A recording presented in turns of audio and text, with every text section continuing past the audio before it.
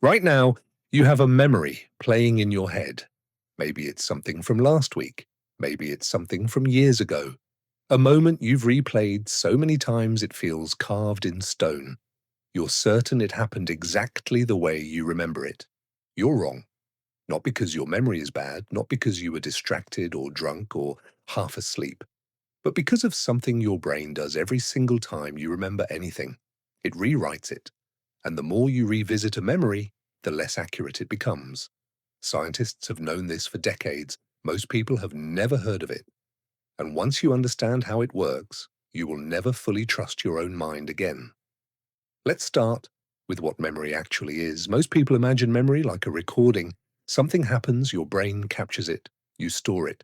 Later, you press play. That's not what's happening. Memory is a reconstruction. Every time you remember something, your brain isn't retrieving a file, it's rebuilding the experience from fragments. Neurons fire in a pattern that approximates what happened, and every time those neurons fire, that pattern can change. This is called memory reconsolidation. Here's how it works. When you form a new memory, it starts unstable.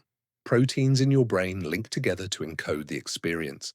This process, called consolidation, takes hours. While it's happening, the memory is fragile. Disrupt it, and it's gone. But once consolidated, scientists assumed memories were fixed, stable, locked in. In 2000, neuroscientist Karim Nader at New York University ran an experiment that cracked that assumption open. He trained rats to fear a specific sound by pairing it with a mild electric shock. The rats learned quickly. Hear the tone, expect pain, classic fear memory. Then he waited. Let the memory consolidate fully. Then he triggered the memory. He played the tone again, reactivating it. And in that moment, the moment the memory was active, he injected a drug directly into the rat's amygdala, a drug that blocks the protein synthesis required to reconsolidate memories. The rats forgot, not partially, completely. A memory that had been fully formed and stored for days was erased because Nader had disrupted the reconsolidation window, the window that opens every single time a memory is recalled. The implication was staggering. Every time you remember something, that memory becomes temporarily unstable again. It has to be rebuilt. And in the rebuilding, it can be altered. Your brain doesn't just play back the past, it edits it. But here's where it gets personal. In the 1990s, psychologist Elizabeth Loftus spent years studying eyewitness testimony. She wanted to know how reliable human memory actually was under real conditions. So she ran a series of experiments. She showed participants footage of a car accident and then asked them questions afterward. Simple questions, except she changed one word. For some participants, she asked, how fast were the cars going when they hit each other? For others, how fast were the cars going when they smashed into each other? One word, hit versus smashed. The smashed group estimated significantly higher speeds. They also reported seeing broken glass in the footage. There was no broken glass. The question didn't just influence the answer, it altered the memory itself. Participants weren't lying. They genuinely remembered broken glass that never existed. A single word, dropped into a question after the fact, had physically changed what they saw. Loftus called this the misinformation effect, and she spent the next 3 decades demonstrating just how deep it goes. She implanted entirely false memories in study participants.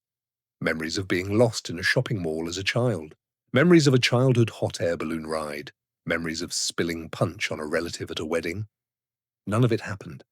About 25% of participants didn't just accept the false memory. They elaborated on it, added details, described the colors, became emotional recalling an event that never occurred. And here's the part that should unsettle you.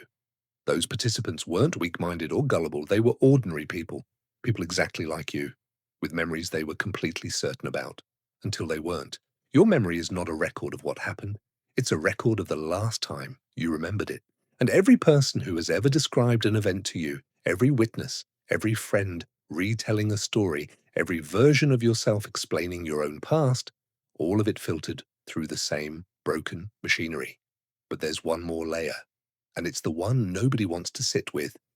Your sense of who you are is built almost entirely from memory, your personality, your values, the way you explain your own choices, The narrative of your life, it's all constructed from a sequence of remembered experiences, experiences that have been recalled and altered and recalled again thousands of times. The version of your childhood you carry right now is not your childhood. It's a reconstruction of a reconstruction of a reconstruction, shaped by every mood you were in when you revisited it, every conversation you had about it, every story you told yourself to make it make sense. The people who hurt you might not have done it exactly the way you remember. The moments you're most proud of may have been quietly inflated each time you retold them. The relationships you've defined yourself by were filtered through a system that was rewriting them the whole time.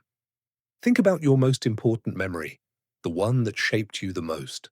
You have replayed that memory hundreds of times. Each replay opened the reconsolidation window.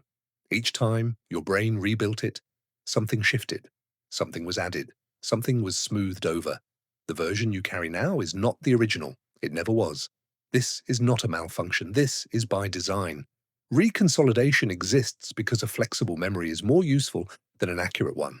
A brain that updates memories based on new information and new context is a brain that can learn, that can change, that can survive. But the cost is a self built on unstable ground. In 2010, researchers at the University of Montreal found they could use reconsolidation therapeutically. By reactivating fear memories and introducing new information during the unstable window, they could overwrite them. Patients with phobias and PTSD showed lasting relief without drugs, without years of therapy. Your brain's greatest flaw is also its most powerful tool. You cannot stop it. Every time you think about your past, you're changing it. Every time you tell a story about your life, you're editing it. Every time you remember who you are, you're deciding who you'll be. The most honest thing science has to say about human memory is this: you are not remembering your life, you are writing it, one recall at a time. And the person in those memories, the you that lived through all of it, gets rewritten every single time.